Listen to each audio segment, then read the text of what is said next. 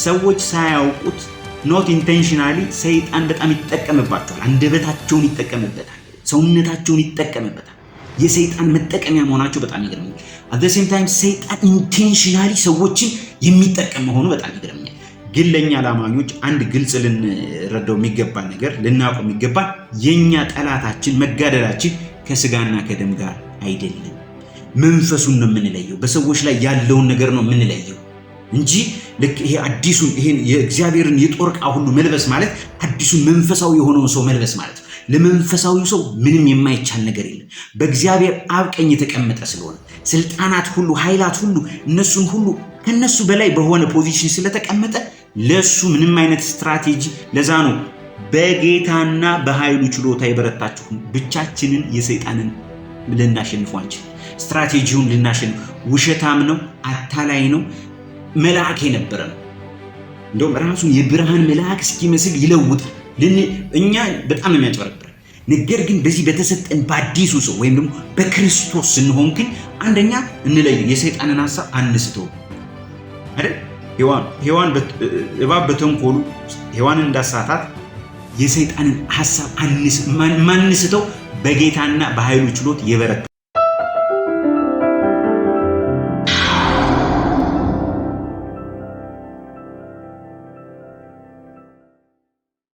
ሰላም ጤና ይስጥልኝ። እንዴት ቆያችሁኝ? የቻናሌ ተመልካቾች የጌታ ሰላም ጸጋ ምሕረት ሁሉ በያላችሁበት ከእናንተ ጋር ይሁንልኝ። ዛሬም እንደተለመደው በጌታ ሐሳብ በጌታ ቃል ወደ እናንተ መጥቻለሁ። ይህንን እድል ጌታ ስለሰጠን እጅግ አድርጌ አመሰግናለሁ። ጌታ ሆይ እናመሰግናለን ስለገለጥክልን እውነት፣ እየገለጥክልን ስላለ እውነት። ሃሌሉያ። ስለዚህ አዲስ መንገድ፣ አዲስ ጎዳና መንፈሳዊ ስለሆነ አንተ ከጥንት ዘላለም ስላሰብክልን በልጅ በኢየሱስ ክርስቶስ ስለሆነው ስለዚህ አዲስ መንገድ ስለመረክልን አዲስ መንገድ አዲስ ጎዳና ስላስገባህን ስለዚህ አዲስ ህይወት ጌታ ሆይ እንመላለስበት ዘንድ ስለሰጠህን አዲስ ህይወት ማንም በክርስቶስ ቢሆን አዲስ ፍጥረት ነው ተብሎ እንደተጻፈ ሃሌሉያ አዲስ ፍጥረት ስላረክን መልካሙን ስራ እንድንሰራ በክርስቶስ አዲስ ፍጥረት ስላረክን ይህንን ጉዞ ስላስጀመርክን የማይፈራ የማይደነግጥ ድል የነሳ ህይወት ስለሰጠን ሃሌሉያ አንተን እንመሰክር ዘንድ አንተን ሪፕሬዘንት እናደርግ ዘንድ አንተን እንገልጥህ ዘንድ ጌታ ሆይ አቤቱ የጸጋህን ክብር ጌታ ሆይ ጸጋህን ከፍ ያለውን ጸጋህን ወደር የሌለውን ጸጋህን ምንም ወደር የማይገኝለትን የጸጋህን ባለጠግነት ጌታ ሆይ እናሳይ ዘንድ ይህንን ህይወት ይህንን አዲስ መንገድ ስለሰጠን ክብር ላንተ ይሁን። እናመሰግናለን አቤቱ ጠላትን ስላሸነፍክልን ስለቀጠቀጥከው ኃይላትን ስልጣናትን ሩለርስን ፕሪንሲፓሊቲ ኦቶሪቲን ሁሉ ጌታው ከግራችን በታች ስላስገዛህልን ከዚህ ህይወት በታች የተገዛ ስለሆነ ጌታ ሆይ እናመሰግናለን። ድልን ስለሰጠህን የድልን ስሜት ስለሰጠህን ሃሌሉያ እናመሰግናለን። ዛሬም ጌታ ሆይ በቃልህ እንድትናገረን በፊትህ እንመጣለን። ዛሬም የሚያስፈልገንን ቃልህን እንድትለቅልን ጌታ ሆይ ለመንፈሳዊ ማንነታችን ቃልህ ጌታ ሆይ ፈውስ ስለሆነ ጌታ ሆይ ቃሉን ላከ ፈወሳቸው ተብሎ እንደተጻፈ ጌታ ሆይ ቃልህን ልከ ዛሬም ደግሞ እንድትፈውሰን ከማናውቀው ማንኛውም አይነት ደዌ በሽታ ግራ ከሚያጋባ ጥርጣሬን ከሚዘራ ወደኋላ ከሚጎትት ነገር እንድታፋታ በጌታ በኢየሱስ እንጸልያለን። ክብር ላንተ ይሁን ስለዚህ ጊዜ ሃሌሉያ። ዛሬ እንግዲህ ይሄ ህይወት ሁልጊዜ የማይለመድ ህይወት ነው። ጌታ የሰጠን ህይወት ሁልጊዜ የምንደነቅበት ህይወት ነው።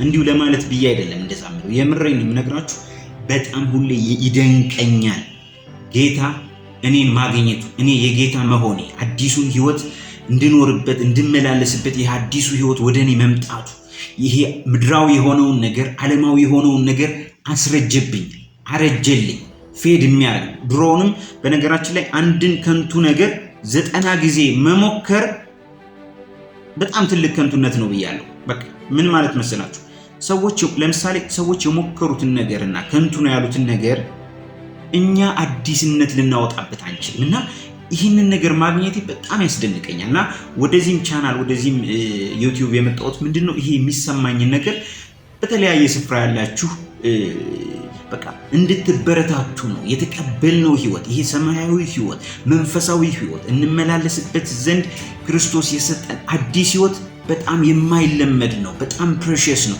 ለኛ የተገባ ነው። በቃ እሱ ባይመጣልን ኖሮ እሱ ባይኖረን ኖሮ የምድር ተስፋ ጌታ ኢየሱስ የሚያኖር አይደለም። ይሄ ጊዜያዊው ነገር ልብን ጥግን የሚያደርግ ነገር አይደለም ለማለት ነውና ዛሬ ኦፍ ኮርስ ይሄ አዲስ ነገር የሚለው ነገር ይዞኛል። የኛ አዲስ ማንነት፣ አዲስ ህይወት እንመላለስበት ዘንድ ክርስቶስ የሰጠን አዲስ ህይወት የሚለው በጣም ይዞኛል። እንደ መግቢያ ነው ይሄን ያልኩት። ነገር ግን ዛሬ ስለ በኤፌሶን ላይ ያለ ኤፌሶን ምዕራፍ 6 ከቁጥር 10 ጀምሮ ያለ ቃል አለ። ሁላችንም የምናውቀው ስለ ፋይት የሚያወራ ስለ መጋደል የሚያወራ ስለ ከ6 በጣም የታወቀ ክፍል ነው። ምዕራፍ 6 ከ10 ጀምሮ ነው የማነበው።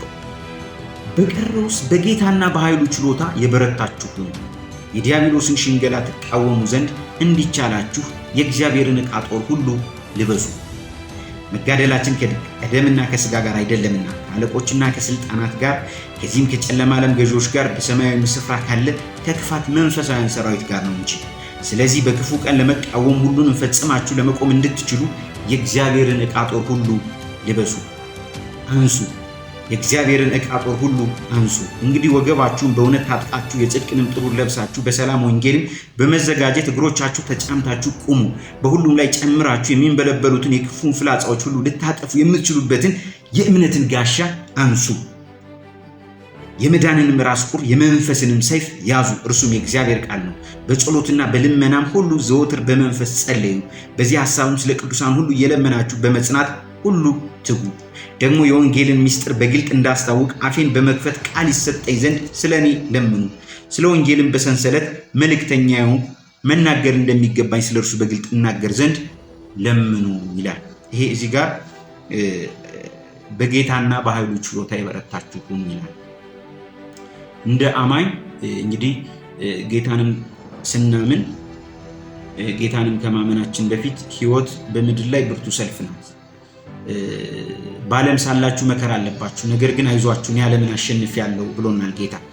እኛ የተቀበልነው ህይወት መከራ የሌለበት ህይወት ሳይሆን በመከራ ላይ ማሸነፍ የሚችል ህይወት ነው ጌታ ይሰጣል። እና እንደ አማኝ አንድ ልንረዳው የሚገባው ነገር ምንድነው? ህይወት ጦር ሜዳ ነች።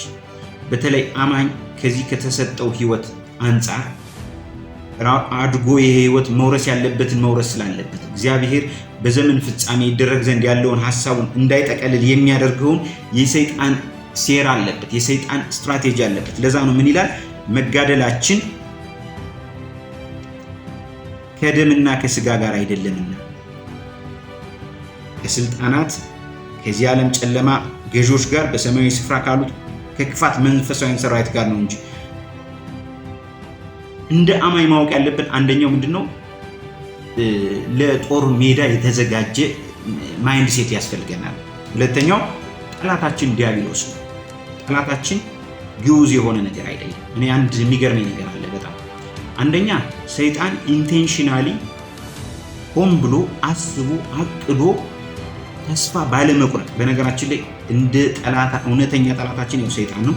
እንደ ሰይጣን ተስፋ የማይቆርጥ እኔ አጋጥሞኝ ያውቃል። ሆን ብሎ አስቦ ኢንቴንሽናሊ ሰዎችን መጠቀሙና ሰዎች ባለማወቅ ኖት ኢንቴንሽናሊ ባለማወቅ የሰይጣን መጠቀሚያ መሆናቸው በጣም ይገርመኛል። በጣም ግልጽ ነው። ይሄ በአዲሱ ማንነት ነው። በመንፈስ ስንሆን በጣም ግልጽ የሚሆንልን ነገር ሰዎች ሳያውቁት ኖት ኢንቴንሽናሊ ሰይጣን በጣም ይጠቀምባቸዋል። አንደበታቸውን ይጠቀምበታል፣ ሰውነታቸውን ይጠቀምበታል። የሰይጣን መጠቀሚያ መሆናቸው በጣም ይገርመኛል። at the same time ሰይጣን ኢንቴንሽናሊ ሰዎችን የሚጠቀም መሆኑ በጣም ይገርመኛል። ግን ለኛ ላማኞች አንድ ግልጽ ልንረዳው የሚገባ ነገር ልናውቀው የሚገባ የኛ ጠላታችን መጋደላችን ከስጋና ከደም ጋር አይደለም። መንፈሱን ነው የምንለየው። በሰዎች ላይ ያለውን ነገር ነው የምንለየው እንጂ ልክ ይሄ አዲሱን ይሄን የእግዚአብሔርን የጦር ዕቃ ሁሉ መልበስ ማለት አዲሱን መንፈሳዊ የሆነውን ሰው መልበስ ማለት ነው። ለመንፈሳዊ ሰው ምንም የማይቻል ነገር የለም። በእግዚአብሔር አብ ቀኝ የተቀመጠ ስለሆነ ስልጣናት ሁሉ ኃይላት ሁሉ እነሱን ሁሉ ከነሱ በላይ በሆነ ፖዚሽን ስለተቀመጠ ለሱ ምንም አይነት ስትራቴጂ ለዛ ነው በጌታና በኃይሉ ችሎታ የበረታችሁ ብቻችንን የሰይጣንን ልናሸንፈው አንችልም። ስትራቴጂውን ልናሸንፍ ውሸታም ነው፣ አታላይ ነው፣ መልአክ የነበረ ነው። እንደውም ራሱን የብርሃን መልአክ እስኪመስል ይለውጣል። እኛ በጣም የሚያጭበረብር ነገር ግን በዚህ በተሰጠን በአዲሱ ሰው ወይም ደግሞ በክርስቶስ ስንሆን ግን አንደኛ እንለይ፣ የሰይጣንን ሐሳብ አንስተው። አይደል? ሔዋን እባብ በተንኮሉ ሔዋንን እንዳሳታት የሰይጣንን ሐሳብ ማንስተው በጌታና በኃይሉ ችሎት የበረታን ስንሆን። ስለዚህ ጠላታችን ዲያብሎስ ኃይላትን የሚያዘገይ ነው። ዲሴፕሽን ወደኛ ውስጥ ይሄ የሚያታልል ነው። ዲስከሬጅ የሚያደርገን ነው። ተስፋ የሚያስቆርጠን ነውና ጠላታችን ዲያብሎስ ነው። የሰው ጠላት የለብንም ለማለት ነው። ይሄ ማወቅ ያለብን ነገር ነውና የምናሸንፈው እኛ በእምነት በመጽናት እዚህ ጋር ተዘርዝሯል። የእግዚአብሔርን ቃል የቃሉን ሰይፍ በመምዘዝ የመንፈስን ሰይፍ በማንሳት ጌታ ኢየሱስ ክርስቶስ ታስታውስ ከሆነ ማቴዎስ 4:4 ላይ ምን ብሎ ነው የመለሰልኝ? ሰው በእንጀራ ብቻ አይኖርም ተብሎ ተጽፏልና። በቃሉ የተሞላ ስለነበረ ተብሎ ተጽፏልና እያለ ነበር የመለሰልኝ። እሱም ከእግዚአብሔር ቃል እየጠቀሰ ነበር የሚፈትነው። ጌታ ኢየሱስም ይመልስለት የነበረው ከእግዚአብሔር አፍ በሚወጣ ቃል ጭምር እንጂ ሰው በእንጀራ ብቻ አይኖርም ብሎ ይመልስለት ነበርና እንግዲህ ለጦርነት በተለይ ለይሄ አሁን ላለንበት እንትን ዋናው መፍትሄው በዚህ ማንነት መመላለስ፣ በዚህ አዲስ ህይወት መመላለስ፣ ያለማቋረጥ ያለመታከት። እኔ ዲስ ዴይስ በጣም ውስጤ ላይ ያለው ነገር ምንድነው? ነገሩ የሆነ በር መስኮት እና እያንዳንዱ የምንጠነቀቀው ሳይሆን በዚህ ማንነት ውስጥ ስንሆን በክርስቶስ ስንሆን ማንም በክርስቶስ ቢሆን አዲስ ፍጥረት ነው እንደሚል በዛ ማንነት ውስጥ በዛ ክልል ውስጥ ስንሆን ሰይጣን አንዳች ግራውንድ አይኖረውም። ነገር ግን ምንድነው የኛ ታዲያ ፋይት? የኛ ትግል ታዲያ ምንድነው? ታዲያ የኛ ውጊያ ምንድነው?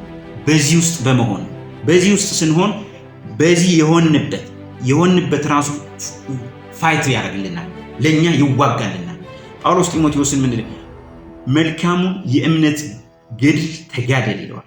መልካሙን የእምነት ገድል ተጋደል፣ የዘላለምን ህይወት የተጠራበትን የዘላለምን ህይወት ያዝ ይለዋል። አንደኛ ጢሞቴዎስ 6:12 ራሱን ሲናገር ምንድነው መልካሙን የእምነት ገድል ተጋድያለሁ፣ ሩጫውን ፈጽሜያለሁ። አሁን ጻድቅ ፈራጅ የሆነው የክብር አክሊል ተዘጋጅቶልኛል እና እነ ጳውሎስም ይሄ የክርስትና ህይወት የመጋደል ህይወት ትግል ያለበት ህይወት እንደሆነ ያውቃል። እና ምን ልነው የዛሬው መልእክቴ በእምነት ጸንተን እንቃወመው የጠላትን ስትራቴጂ የጠላትን ውሸት ያንን ዲዘርን ማድረግ የምንችለው ትክክለኛው ፖዚሽን ላይ በመሆን ነው። በነገራችን ላይ ኃጢአት ማለት ሚሲንግ the original identity ወይም ደግሞ ሚሲንግ the original God purpose የአንድን ዋና የተፈጠረበትን ዓላማ መሳት ማለት ነው። እና በዚህኛው ፖዚሽን ካልሆነ በክርስቶስ እግዚአብሔር ያዘጋጀልን መልካሙን ስራ እንድንሰራ በክርስቶስ ተፈጠረን እንደሚል በሱ ካልሆንን በዚህ ስፍራ ካልሆንን በኃጢአት ነው ያለነው። የፖዚሽን ጉዳይ ነው ኃጢአት። ፖዚሽናችን ከወጣን ከዛ በኋላ ነው የኃጢአት ውጤቶች የሚቀጥሉት ማለት ነው። እና ምን ልላችሁ ነው? ያለ ቦታችን መገኘት ነው ኃጢአት። ቦታችን ምንድነው ስንል በክርስቶስ መሆን። ክርስቶስ ዛሬ የት ነው ያለው? በአብ ቀኝ ተቀምጦ ምን አይነት ስልጣን ተሰጥቶት? ሁሉ ከእግሩ በታች ተገዝቶልን። ለኛስ እኛም በሱ ስለሆንን እሱ ያገኘው ነገር በሙሉ ለኛ ይሆንልናል ማለት ነው። በእምነት ይህንን ኦቶሪቲ ኤክሰርሳይዝ እናደርጋለን ማለት ነው። ስለዚህ ጠላት በእኛ ላይ እድል ፈንታ አይኖረውም። ይህንን ሩጫ ፈጽመን ጌታን ማክበር ይሆንልናል ማለት ነው። የጽድቅ አክሊል እንድንቀበል የሚያደርገን ከክርስቶስ ጋር እንድንተባበር የሚያደርገን ይሄንን ነው ማለት ነው። ዋው በጣም እንግዲህ በዚህ ሐሳብ ነው የመጣው። ኤፌሶን ላይ ልበሱ ይላል፣ የእግዚአብሔርን ዕቃ ሁሉ ልበሱ፣ መጋደላችን ከደምና ከስጋ ጋር አይደለም፣ ከአለቆችና ከስልጣናት ጋር ከዚህም ከጨለማ ዓለም ገዢዎች ጋር በሰማያዊ ስፍራም ካለ ከክፋት መንፈሳዊ ሰራዊት ጋር ነው እንጂ። ይሄ ነው የዛሬው ሐሳቤ ይሄ ነው። በቃ ኦልሬዲ ፖዚሽን ተደርገናል፣ ከክርስቶስ ጋር በሰማያዊ ስፍራ ተቀምጠናል። ስለዚህ ይህንን ኦቶሪቲ ያንቀሳቀስን በሱ በመሆን ነው ጠላትን ማሸነፍ የምንችለው። በአዲስ ህይወት እንድንመላለስ እግዚአብሔር አሮጌውን ነገር አስጥሎናል፣ ከስራው ጋር ገፋችሁ ጥላችሁታል ነው የሚለው። ይሄ የሚያስደንቀው ይሄ ተስፋ በተስፋ የሚያደርገው ድፍረት የሚሰጠው ለተፈጠርንበት ዓላማ እንድንኖር ህልማችንን እንድንኖር የሚያደርገው ይሄ ጸጋ የጌታ መንፈስ ከእናንተ ጋር ይሁን እላለሁ። ጉብኝቱ ከእናንተ ጋር ይሁን። በጌታ በኢየሱስ ስም ተባረኩ። ስለሰማችሁኝ አመሰግናለሁ። የጌታ ጸጋና ሰላም ከሁላችሁ ጋር ይሁን።